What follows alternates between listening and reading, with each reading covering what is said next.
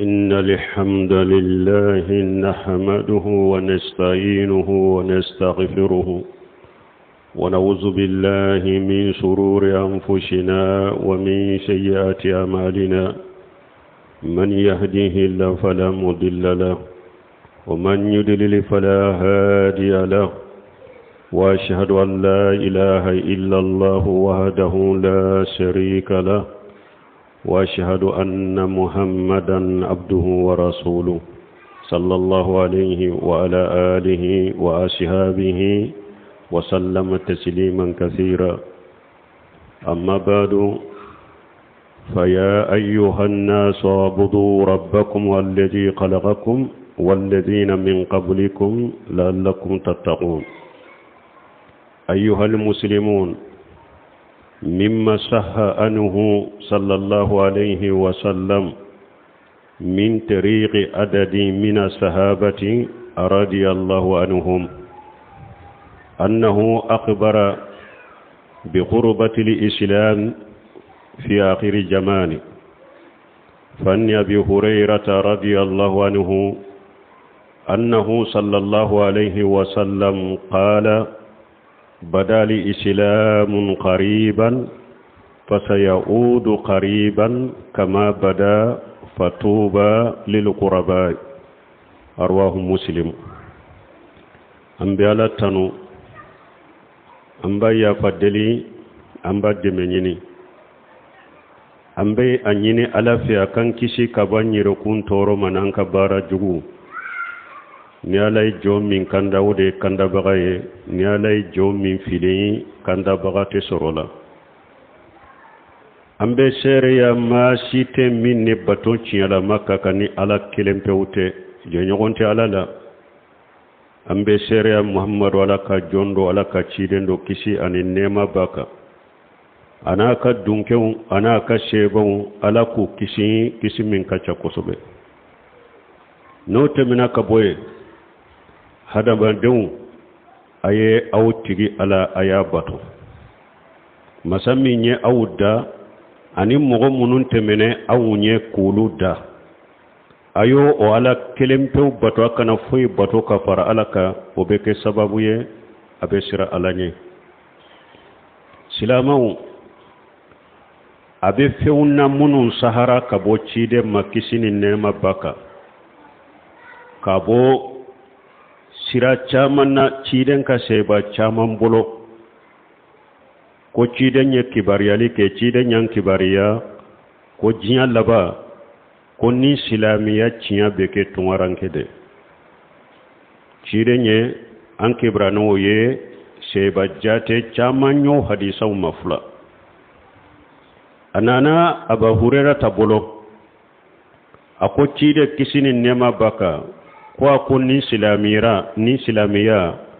ko adaminana tungaranke ya dela ko silamiya imbe sagi kake tungaranke tuguni ko me arijanna abo tungaranke uni o mugo fitinu de yede balmon ni hadisa be sahih muslim kono hadisa irwaye chaman nanala ana togo dola قيل يا رسول الله ما لقرباء سيبو كولا كاتشيدي نين تونغارانكيو نين موغو فيتينو جوندو قال صلى الله عليه وسلم الذين يسلمون إذا فسد الناس na chogo dola chiden ko nin tungarankew nin mogo fitinu jinya laba silamiya na be kew bolo mogowde do ulu benya ni wakati mini hada maden to be chiyana ulu benya wa fi lafzi ananan ya chogo dola hum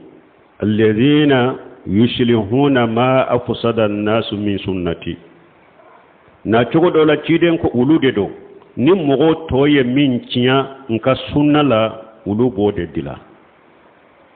mogo toye min chiya nka sunna la ulu bode dila de na togodola ciden kon hum unasu salihuna qalilun fi unasi su'in kathir man ya'ashihum aksar mimma yutihum na cogo dola ciden ko akum mogo nyuma fitinu de do nin tungarankew mogo nyuma fitinu de do nube mogo jugu chamancela mogo munum bu soso o de kacha kateme mogo munum betuguko na cogo dola ciden ko humun nujja'u min al-qabail akon nin tungarankew ufosi fosilende do kabo kabila wula ibasoro nin kabula ni sunna mogo nyana makkelembe ulula nin kabula fana ibasoro sunna mogo nyana makkelende be ulula ube fosi kabo kabila wudela kafara nyogonka balma ni riwaye min be fulanyiye Sheikh Abdallah Bumbayi ko be sahalendo haja alamun min alamun nubuwa balma ni hadisa ni nyeciden kan nabi nyumaya tamanse ciden yen nimbe mi riwaye fuleke apo ambe o be wakati labbi mogo munu nye sunna mogo haqiqaye ulude nyana tumami mogo to chiana ulude mogo nyale unye mogo munu nye sunna mogo haqiqaye mogo to ye min chinya ciden ka sunna la ulude bake kadila mogo munu nye sunna mogo chinya la manu ka haqiqa uye ulude ye mogo fitini uye mogo nyuma fitinu nube mogo jugu chamancela mogo munu be sunna haqiqa ka chinyaka ulude ye mogo uye mogo munu nu fosira kabo kabila wula kafara nyogon kambalimo silamiya kunfolo tungarankiya tunye munye chani ciden kasci maka boli bato de tumbe ani jo bato ani woliju bato ani jinna bato ani mogo nyuma bato fara batolin iru batolin wede tumbe musirkiya ciden ciru ma ku wele kata ala kelempew bato ma a kelempew ciden kelempew cewula abubakari faralaka jom maralewula bilali faralaka tumami uya ciden nyinen ka kunnin ko mimbe e bolo eni jonni jombe nin koy nade jon faralembi kan nin koy nade ciden ko hurru wa abudi ako horo do de faralembin kala ani jon balmon ni wakati ukadogo munu nye ciden jabi kaso ciden tama ulude kadogo munu banna ka ciden jabi kabatama ulude kacha ukera ciden kele bagay ukera ciden njuguye ka ke sebo njuguye ka tora sugu bedda ciden naka sebo kamaka o yasuru kadogo fanga tula fotuma mi sebo toro la ciden nyunya mariya kunyim masake do kibariya mi habasa kafiri do de me mogote tonyo aleka jamana la ayeta akundugo isani ala yere kanani kodoy makka yere nege bora sebo do la ciden yere ko ka makka bila aku do ka makka ta habasa folo balmon ni nyasero silamiya atungaranke ya folo fule fanga tuntulo ka jugu kacha uka kele baka kacha o kofe uye hijira ke kata Madina tusuru utale Madina uta kumfolo haribi fanga tuntula utunka dogo utumbe tungaranke ya Madina sigi kumfolo la o kofe cheuna nasoro unana chaya ka jahadu wuli silamiya bora tungaranke ya fanga duruma ka jahadu ke ka dugu dayele ku ke silamiya dugu ye silamiya ye fanga soro ka dugu kolo mara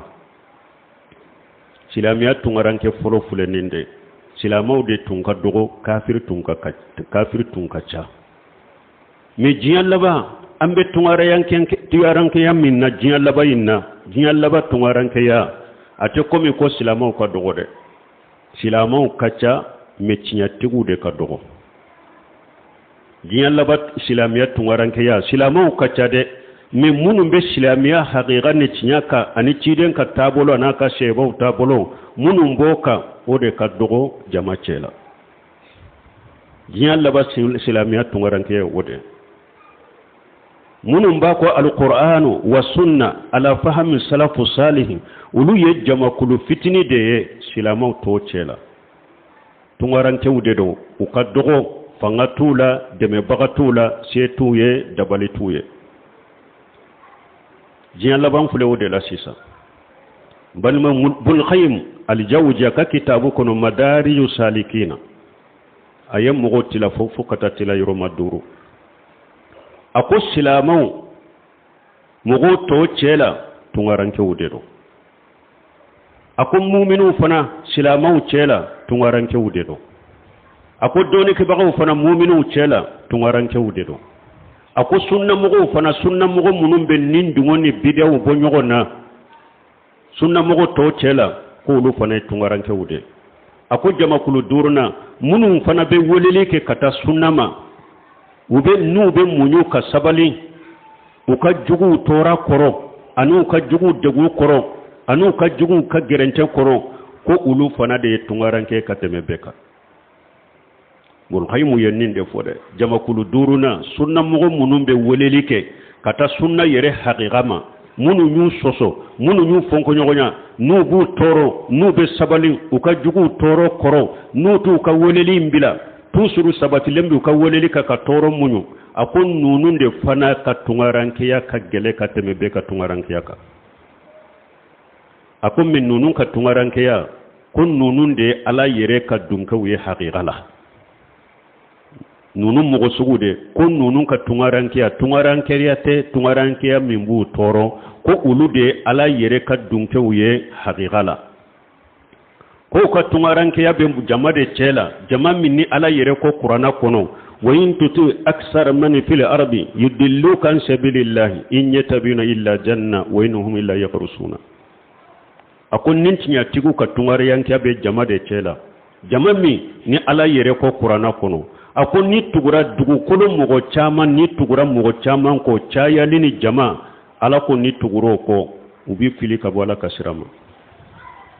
ko parce que dugu kolo mugo chamante foyi la ni galon tigete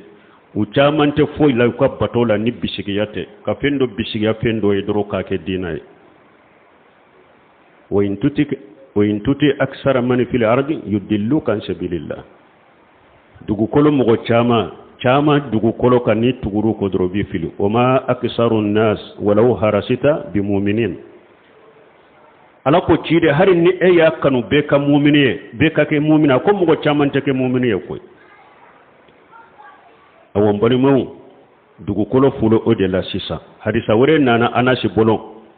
sitoma mi Sheikh Abdallah Bumba yani hadisa usarahu akon nin tungaranke wude ako ala kambe nunun de ma qur'ana kono ni ala ko innal ladhina qalu rabbuna Allah summa istaqamu تتنزل عليهم الملائكة ألا تخافوا ولا تهزنوا وابشروا بالجنة التي كنتم توعدون نحن أولياؤكم في الحياة الدنيا وفي الآخرة ولكم فيها ما تستهي أنفسكم ولكم فيها ما تدعون أقول ني آية كم بين تنغران كودما ni ala ko qur'ana kono munun ko awun tigiye ala kelem powde ambala kelem powde boto summa istaqamu o ko fe usabati roka umata kini umata numa umata nyefu masagu ko usabatira utaka ala ko ni nun tigila mo ni saya nanu mamalikaw be groupe jigu kade ne mamalikaw uba ko kana sira de anni mbotondo katalla garay kana sira foy tinye la garani herate ikana joro ibe demba ya minni ko munun to ikofe ala bo garanti tay kofe ikana dusu kasulu fanala aw malikaw de ya bisi nyogo ye jiya kono ani laghara ala yari janna millahiru tawiye o bawiye koy min kadawiye o bawiye laghara malikaw bu hakli jigi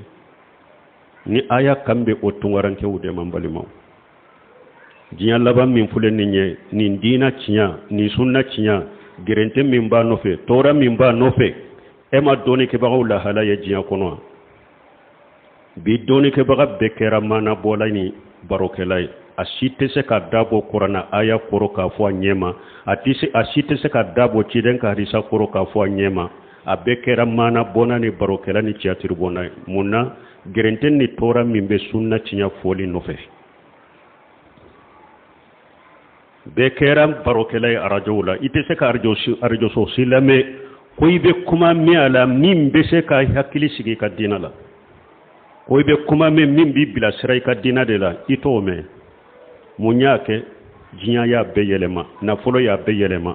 cide nyode fode ako badiru bil amali fitanan ka qita'i layli mujlim yusbihu rajulu mu'mina wa yumshi kafira wa yumshi mu'mina wa yusbihu kafira yabi'u dinahu bi ardi min ad-dunya arwahu muslim cide nyode fo sebaw yede akwa yetteliya kabara nyuma kede sani fitina ukana fitina munun dibilende do komi niye su dibi kuru do tige o fitina wete boda ite ta fando na fanyire do yirela siranya fi umbe chaya bagabagalu be chaya tora be chaya gerente be chaya dina tinya foli nofe fitina ude be chaya ki dabo dina tinya koro fitina be chaya kiden ko ne fitina u chaya ra udibilendo komi su dibu kuru do niya tige ako tamle manke ni boda te fitina munuma fitina nununa ako mogo do be ni dugu be je wakati mi mu'mini do mesani wula fela ka sabeke kafiri mogo do wula fela la mu'mini do sani dugu ka je abeke kafiri me mumba yelema ya bi udinahu bi ardi min ad-dunya abaka dina fere jiya kan nafuluma jiya ka fim balilon togo nyinu joyoro nyinu palashi nyinu nafulo abaka dina fere odema sogoma na yes mu'mini ebebe mun kalama sani wula fa ya ka dina fere jiyan nafa do ma beke kafiriye wula filala ni mu'mini no sani jugu ka je ibebo min kalama jiyan nafa do abaka dina fere ola ni dugu be jakera kafiriye oda to arabu ko alimalu yamilu birijali kon nafulo ko abetani chewu yede nafolo tarani ce chamanye koy sunna mogo ce chaman nafolon tarana ye koy kar mogo chaman nafolon tarana ye koy anya fule tinyala nafolo min dira ma be komi kole kera adala afure qur'ana koru kunna nafolo koso qur'ana ayate se ka fo chogo nyumana afule ciden ka harisa kunna nafolo koso harisa im korote se ka fo anyema fidanya cinya fode wada to hadisa wurela ani Anas ibn Malik qala qala rasulullah sallallahu alaihi wasallam yati ala an-nasi jamanu ashabiru fihim ala dinihi qalqabid ala jamr arwahu Tirmidhi wa sahwa al-Albani qalqabid ala jamr kiden ko wakati bina hadama dawma ni mogo min ko nebe sabati ka sabalin ka dina kan tinka dina cinya bila mogo siye ko abe ko mi atigila mogo abolo kurulembe tasuma kamila ko wakati ubena de ni mogo min ko nebe jonka dina cinya de ka fo afo chogo nyumandela fo itinyele maka boka ciden ko atigi beke ko mi tora min baka degum min baka balawu min baka fitina min baka ko abe ko min niye tasuma kami niya do itege fara kono ki tege kurala bani mo dime min bala mo sito dando foni yere de tasuma kami niya ewa ibolo kurala awa ciden ko na ka dimi tasuma kami na ka dimi min fule ni bore kurulem bala tora bala degun degu bala dimi bala ciden ko ikana bilade tasuma kami ikana filide jona ye fo aka suma itege awa ciden ko jiyan laba dina talibe ke wuce godela balma an fule do la cemi sabati lendo bi sunna haqiqaka illa marahim rabbi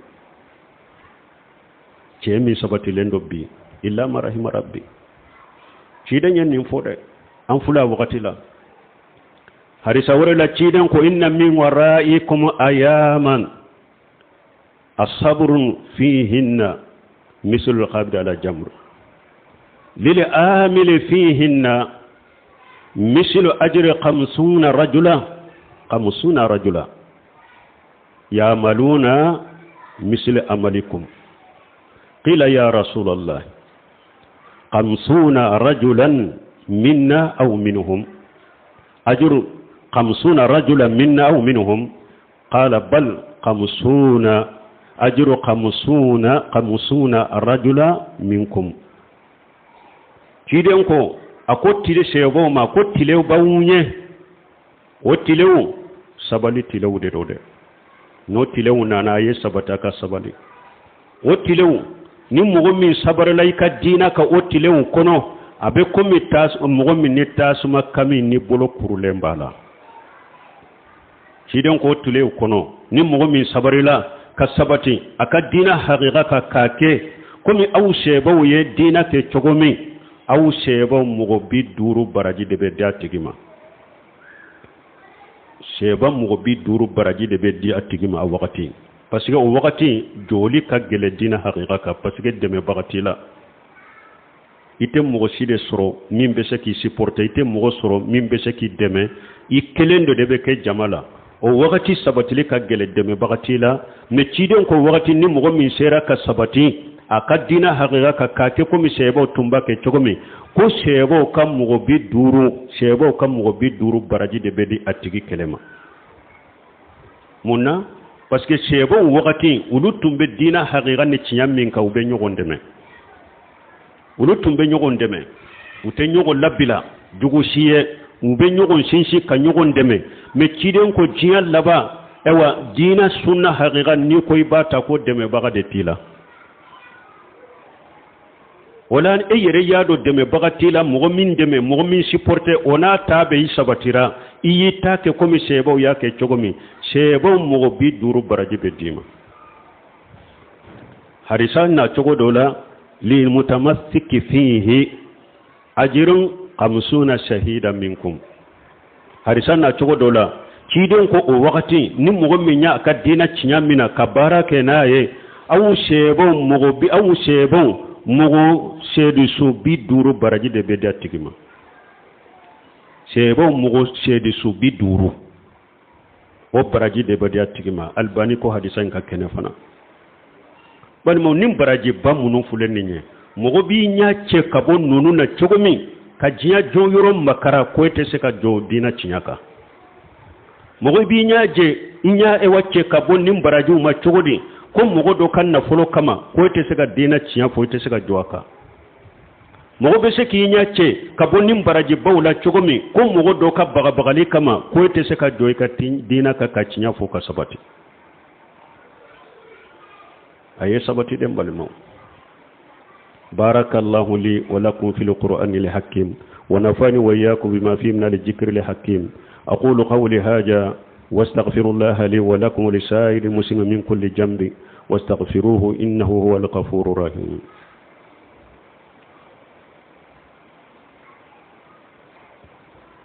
الحمد لله رب العالمين والصلاة والسلام على نبينا محمد وعلى آله وصحبه وسلم تسليما كثيرا أما بعد يا أيها الناس اتقوا الله تعالى واتقوه ولا تعصوه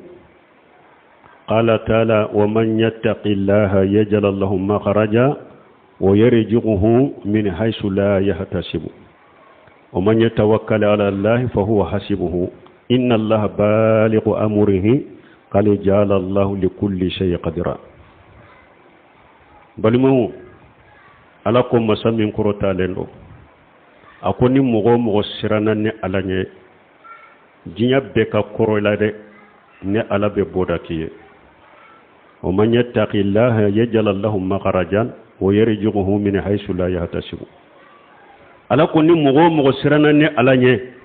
degu bika jiya kono ne ala be boyoro dima be boda dima kabo degu nunun kono nala ebe mbi garjage kabo yorola e yereta miri ko ka garjage be boyoro mi ومن يتوكل على الله فهو حسبه ala koni mogo ni ka ko shinshi alaka ala bi wasa قال جعل الله لكل شيء قدرا mais fengo fembe ala yella tige do de kala fengo fembe ala ye hakke do de kala balmo no aya mene ko fe mu'minu bolo ne ta do hari bi mu'minu te se ka cinyamina chogodi ka baraka na chogodi na fulo bu yele ma chogodi do yoro bu yele ma chogodi akaba ko bennade ala ko masamin kortalen wa minan nas man ya'budu Allah ala harafi وإن أصابه خير يطمئن به وإن أصابته فتنة انقلب على وجهه خسر الدنيا والآخرة ذلك هو الخسران المبين ما على ينبه فو hada madon bella hala minna jiyan laba minna doni ke bagaw karamugo munu mudambi kata sunnama ubella hala minna jiyan labbi ala yafo ala ko mugo dobe mugo wula ube ala batoni u kerewde ubete sunna kono koy ubete dina kono ubete dina haqiqa kono ufando de be dina haqiqa kono ufando ba kenema ufando de be sunna la ufando be sunna kenema ala ko mugo doka bato chogo yewde ube ala batonu kerewde ni hera yu soro dina la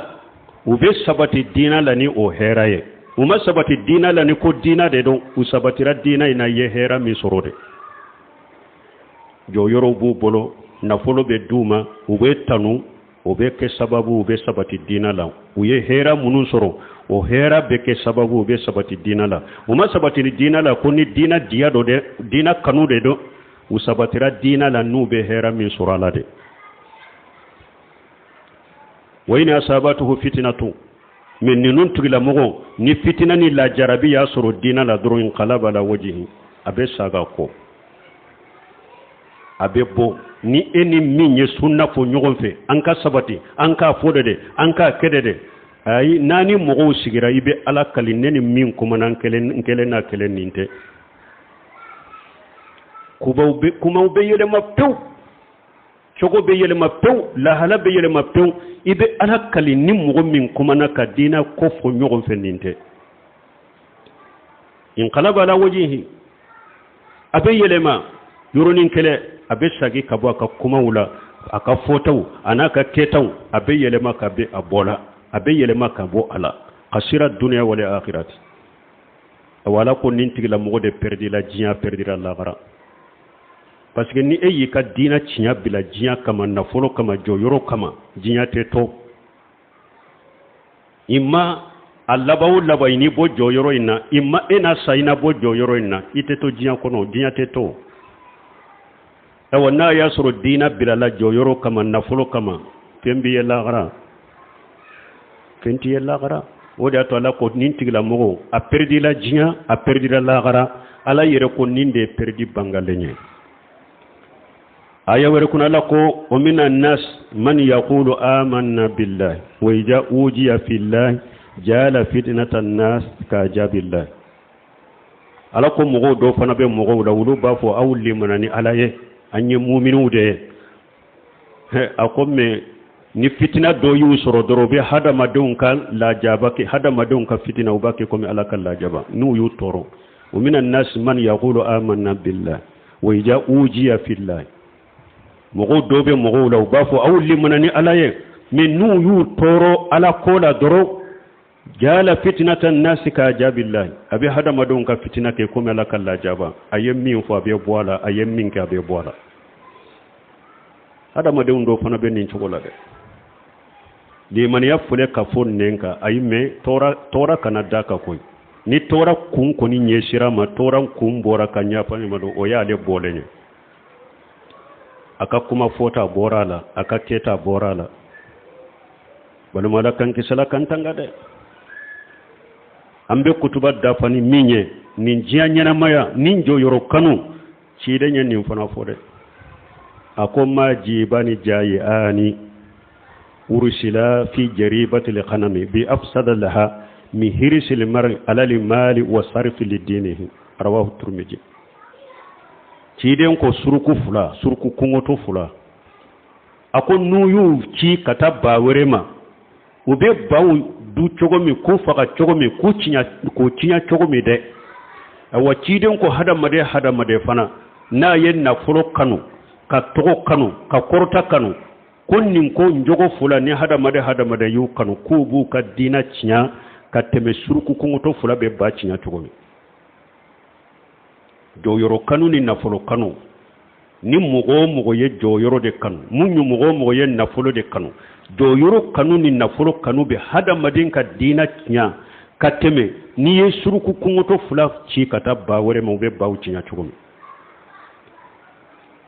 awa nin joyoro kanu ni nafolo kanu dina nya be jinya kono sisa kususa kere anka jamanau foi madina yere nya nin ko fulate foyi ma dina tigu cinya nin ko fulate foyi ma karamogo caman cinya nin ko fulate foyi ma mogo caman cinya mun bu dambe kata sunna man nin ko fulate do yoro kanu korota kanu tanuni kanu nafolo kanu ciden ko ni koni yen nunun kanu kanu dono yimma ko salende pew dina tigi karamogo sunna mogo nin ko fula nin jogo fura nin ko fula kanu yeri la doro ciden ko yimma ko salende ka togo kanu ka joyoro kanu ka nafolo kanu o yimma ko salenye o yi ka dina dajilenye pew komi kungo kulunu ni fula ube suruko fula ube ba cinya cogo mi ka dina cinya tewto a cinya todo abe cinya de pew mbe ala delim balumau ala kankisi ala kantanga jiyan laba ni nye jiyan laba ka hadisa udode ni ciden nyofo ambake kanyana ma ulude kono bi wahada maden kelenkele aya sabati de cide nye min fo ambode la mogo si kani ka sunna cinya bila ika cinya sunna cinya foli kana dabila akeli kana dabila la jarabi yusro balaw yusro fitina yusro sabali ika sabati ikitafo ikitake wal aqibatu lil muttaqin kullu banko nyuma abedi alanya sena bagaw de makoy ربنا آتنا في الدنيا حسنة وفي الآخرة حسنة وقنا عذاب النار ربنا لا تزغ قلوبنا بعد إذ هديتنا وهب لنا من لدنك رحمة إنك أنت الوهاب اللهم اجعل الإسلام والمسلمين وأذل الشرك والمشركين ودمر أعداءك أعداء الدين برحمتك يا أرحم الراحمين وآخر دعوانا الحمد لله رب العالمين.